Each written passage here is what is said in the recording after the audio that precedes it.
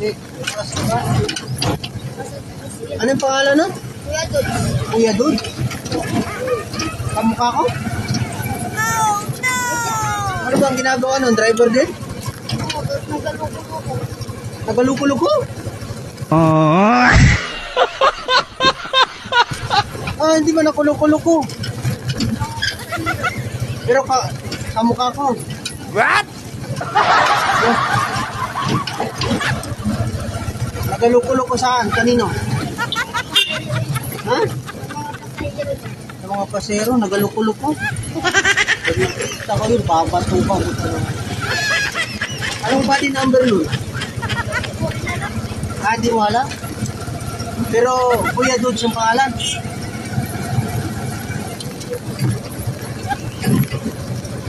Nakikita ko yung babato ka.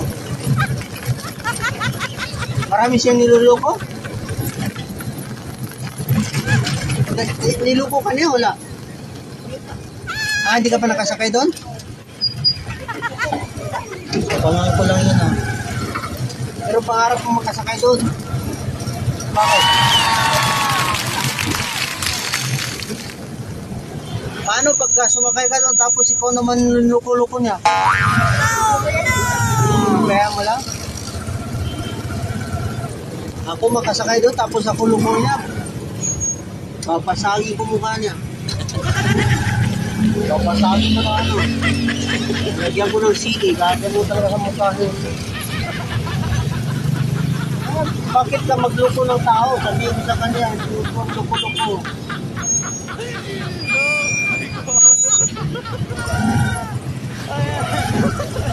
Hindi po pupunta ng Masaganap eh. Malayo. Baka makita ko pa yung sinasabi mo si Kuya Dudes. Ah, pasukan ko talaga yun. Pagka may makita kung parang kamukha ko siya na yun. Ha? Ah, pagka... Maitim din, maitim? Ha? Pogi, pogi. Ah, pogi. Hindi man ako pogi. Bakit ko naging kamukha? Ayaw, di ba? Pag naging pogi ako, kaya mo, pagka nakita ko, pag-iiganti ko ng mga alatan ni Loko niya, pag-iiganti ko yun. Lalagyan ko ng sili yung mukha niya. So, prepare ako ng sili. Ayaw, di ba? Yan ang mga sumayuyog. Tama eh? Yan. Ayoyo. Pag-iiganti kita kay Kuya Dud sa. Sige.